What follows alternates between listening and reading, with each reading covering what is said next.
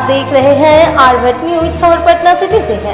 Patna city के highway Buddha Toyota car showroom में लूट और हत्या मामले का पुलिस ने उद्भेदन किया है। वहीं शोरूम और वेयर हाउस के लुटेरा गिरोह के 10 सदस्यों को पुलिस ने गिरफ्तार किया है।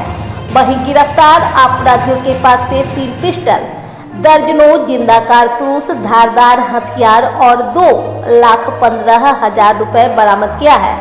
गिरफ्तार सभी अपराधी नदी थाना क्षेत्र, सवलपुर और उसके आसपास के रहने वाले गिरोह के सभी सक्रिय सदस्य जो रात के सन्नाटे में ऑटो और पिकअप वाहन पर सवार होकर शोरूम, वेयर हाउस की रेकी करते हैं और घटना को अंजाम देते हैं। वहीं पटना एसएसपी ने पूरे घटना के बारे में क्या कुछ बताया, देखें इस रिपोर्ट में। कुल 10 लोगों की गिरफ्तारी हुई है। आप लोग सभी जानते हैं कि विगत महीने जुलाई में भी और अगस्त में भी 2 इम्पोर्टेंट शोरूम्स थे ऑटोमोटिव कंपनियों के, जहां पर 9 और 10 की संख्या में अपराधी घुसकर जो संबंधित शोरूम के गार्ड्स को कैप्चर किए थे और वहां से डकैती किए थे। पहली घटना मेहदीगंज थाना क्षेत्र में हुई थी जुलाई 2022 में, जिसमें आशियाना हिंडॉय के शोरूम को टारगेट किया गया था और उसके तकरीबन 10 दिनों के बाद 10 अगस्त को मालसलामी थाना अंतर्गत अवस्थित बुद्धा टोयोटा शोरूम में घटना हुई। जो बुद्धा टोयोटा शोरूम में घटना हुई थी उसमें जो गार्ड है मनोरंजन कुमार शर्मा, चाकू बोलकर उनकी हत्या भी कर दी गई थी जब उन्होंने इस डकैती का विरोध किया था। अब दोनों जो घटनाएं थी इनकी अपराध शैली सेम थी और 10 दिनों में इन लोगों ने घटना को रिपीट किया था। तो एक बहुत बड़ी चुनौती थी पटना पुलिस के लिए, क्योंकि ये संभावना थी कि लगातार इस प्रकार की घटनाएं और भी कार्य करेंगी।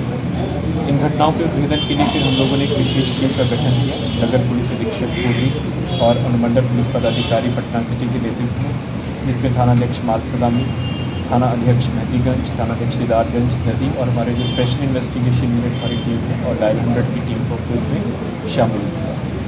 हम लोगों ने इस प्रकार की सभी घटनाएं जो अभी इसी साल हुई थी, जहाँ पे हम लोगों को पता चला कि जो बड़े वेयर हाउसेज हैं, जब बड़े शोरूम, कहाँ से इस प्रकार की घटनाएं हुई हैं, केवल डकैती की भी नहीं बल्कि चोरी की भी घटनाएं हुई हैं।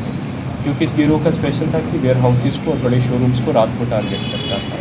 तो वहाँ पे हम लोगों ने तकनीकी अनुसंधान के बल पे और जो हम लोगों की मानव सूचना रहती है उसी के बल पे हम लोगों को कुछ न्यूज़ मिले, हिंट्स मिले और हम लोगों ने इस गिरोह को फॉलो करना शुरू किया। इसी क्रम में इस गिरोह के कुल 10 लोगों की गिरफ्तारी हुई है। यहाँ पे मगध सरिया प्लांट है, वहाँ पर ये दोबारा पुनः डकैती करने की योजना के नियत से एकत्रित हुए थे और इनका जो नेक्स्ट टारगेट था एक कैशमैन का, जो की जाती है जो कंपनियों से जो कैश कलेक्ट करते हैं, वेयर हाउसेज से कैश कलेक्ट करते हैं और उनको जमा कराते हैं, उनको टारगेट किया हुआ था। जो टोटल 10 के लोग गिरफ्तार हुए हैं, इनमें अधिकांश लोग नदी थाना क्षेत्र के रहने वाले हैं और ये नदी थाना क्षेत्र से ही चलते थे।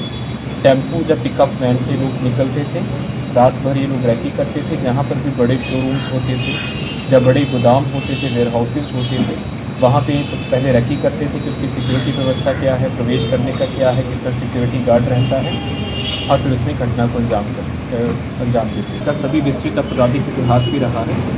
इनकी गिरफ्तारी से एक बहुत चर्चित एक लूट केस हुआ था। यहाँ के जो मालसलामी के व्यवसायी हैं दिनेश बधान, जो कि जड़ी बूटी के व्यवसायी हैं, उनको जांच में गोली मारकर और पैसा लूटा गया था। यही गिरोह शामिल था और इन्होंने इस पर भी अपनी संलिप्तता स्वीकार की है और तकनीकी रूप से इसकी संपुष्टि भी हुई है उस वक्त जो हमारे पास एविडेंस उपलब्ध था।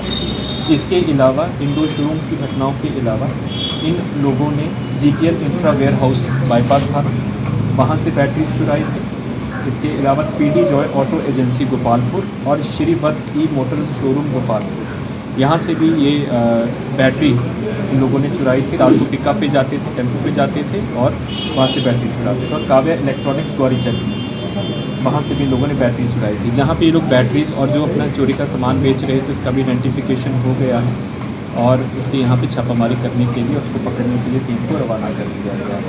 तो एक बहुत ये पहले भी गोपालपुर थाना क्षेत्र से और अन्य थाना क्षेत्रों से सेम मामलों में, बैटरी चुराने के मामलों में और वेयर हाउसेज में चोरी और सेलमारी करने के मामलों में वर्ष 2020 में भी जेल गए हुए हैं और में से अधिकांश अपराधी तकरीबन 4 या 5 महीना पहले ही जेल से छूट गया है। एक बड़ी सफलता है पटना पुलिस के लिए।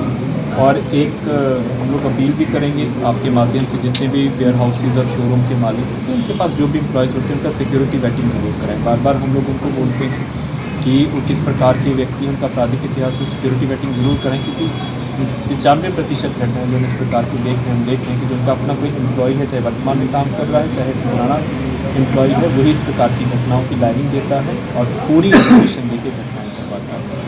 अपने मेहदीगंज में भी देखा 9 लाख की बात हुई थी। हाँ, 9 लाख के हिसाब से ही किया था। और लेकिन क्योंकि जब पूरा गिरोह पकड़ा गया है, सिर्फ एक ही आदमी इस गिरोह का और बचा हुआ है। 3 लोगों ने 3 लाख का दिया था। तो आज हम लोग टोयोटा शोरूम के मालिक और अकाउंटेंट है, वहाँ से जाके हम लोग इस चीज़ की कंफर्मेशन भी कराएंगे। लेकिन हम लोग इन लोगों की पूछताछ के हिसाब से 3 लाख था, जिसमें से 2,13,000 रुपये। सर गिरफ्तार आरोपियों के पास से क्या क्या बना?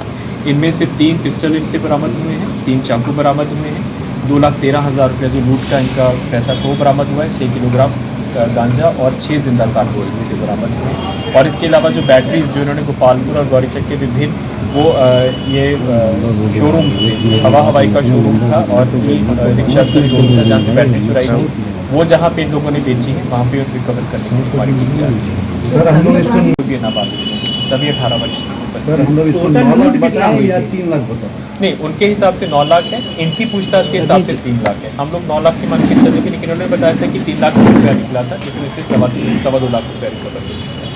ये जो सारे अपराधी 10 के 10 अपराधी या साथ में जाते थे सारे घटनाओं में? हाँ जी, इनका जो अपराध शैली था, इन लोगों ने टेम्पू रखा हुआ था और अपने कुछ के जो परिचित थे उनके पास पिकअप है। तो ये लोग साधारण वेशभूषा में टेम्पू भी खुद चलाते थे और टेम्पू से ये लोग जाते थे, रैकी भी उसी से करते थे और वहाँ से जो शोरूम होते हैं उनकी वीडियोग्राफी भी करते थे और फिर आगे योजना बना के भी करते थे। और जो इनका जो मेन सरगना है दीपक साहनी, वही इसमें सबसे ज़्यादा एक्टिव था। और ये लोग क्या करते थे कि जो इन वेयर हाउसेज में और शोरूम्स में काम करते हैं उनके साथ संपर्क करने का भी प्रयास करते थे ताकि उसको अंदर की इन्फॉर्मेशन प्राप्त हो। जैसे लोग खुदा टोयोटा शोरूम में गए हैं तो एग्जैक्टली मालूम था कि DVR कहाँ पे, CCTV पे मनीष पासवान जो लाइनर वहाँ पे 3 साल काम किया हुआ है।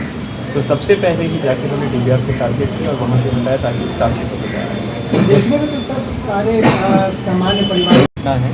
इसमें सबसे जो उल्लेखनीय बात यह है कि घटना उनके ही अपना एक एम्प्लॉई है, मनीष पासवान उसका नाम है। 3 साल तक वहाँ पे टोयोटा शोरूम में वॉशरमैन का काम किया है। तो उसके पूरे टोयोटा शोरूम की जानकारी थी, कैश कहाँ पे होता है, CCTV कैमरास कहाँ पे हैं, कहाँ की दीवार ऊंची है, कहाँ से दीवार को फांदा जा सकता है। तो उसी में ही संपर्क में आके उसका, और बीच में वो आशियाना हिंडा शोरूम में भी जाता था कुछ पार्ट्स को लेने के लिए, तो उसका भी उसने पूरा रैकी किया था। इन दोनों शोरूम्स का रैकी उनके अपने ही एम्प्लॉय ने करवाया था और उसके बाद इस गिरोह के संपर्क में साथ था और दोनों जगह पे उसने घटना को अंजाम दिलवाया था। वर्तमान में वो फ्लिपकार्ट में काम कर रहा है और उसको गिरफ्तारी की गई है। जो मेन लाइन है उसका नाम मनीष पासवान है और लाइनर जो है मनीष पासवान है। और इसमें जो टोटल 10 लोग गिरफ्तार हुए हैं उनके हम आपको नाम बता देते हैं। मनीष पासवान लाइनर है, ये सबलपुर नदी थाना का रहने वाला है। मनीष इस गिरोह का जो सरगना है प्रमुख रूप से दीपक साहनी है, जो कि फतेह जामपुर सबलपुर नदी थाना का रहने वाला है। मनीष कुमार साहनी पिता योगेंद्र साहनी सबलपुर नदी थाना का। चंदन कुमार पिता अखिलेश साहनी बांसतल नदी थाना का। सूरज कुमार साहनी पिता जौनपुरी साहनी बांसतल नदी थाना का। सतीश कुमार पिता लक्ष्मण साहनी सती चौड़ा नदी थाना का। सूरज कुमार पिता जामुनी साहनी सती चौड़ा सबलपुर थाना का। रंजीत कुमार पिता कृष्णा साहनी सबलपुर थाना नदी जिला का। और राजा कुमार पिता सोपू साहनी सती चौड़ा नदी थाना का। ये सभी लोग डियर में रहते थे और इनकी जो छापामारी हुई है कुल 3 देसी पिस्टल बरामद हुआ है, अवैध हथियार बरामद हुए हैं, 6 जिंदा कारतूस और 3 चाकू भी बरामद हुए, जिसमें वो चाकू भी बरामद हुआ है जिसमें इन्होंने अपना खुदा टोयोटा शोरूम में मनोरंजन कुमार शर्मा गार्ड को मारा था। इसके अलावा इनके कहने के अनुसार जो खुदा टोयोटा शोरूम है टोटल 3 लाख रुपया गया था, जिसमें 2,13,000 रुपया इनको रिकवर कर लिया गया है। और इसके अतिरिक्त 6 kg गांजा है। ये लोग गांजा का भी व्यापार करते थे। नदी थाना से ये लोग सबलपुर डेरा क्षेत्र और राघोपुर से लाते थे नाव के माध्यम से और यहाँ पर ये लोग सप्लाई करता था, गांजा सप्लाई भी काम करता था।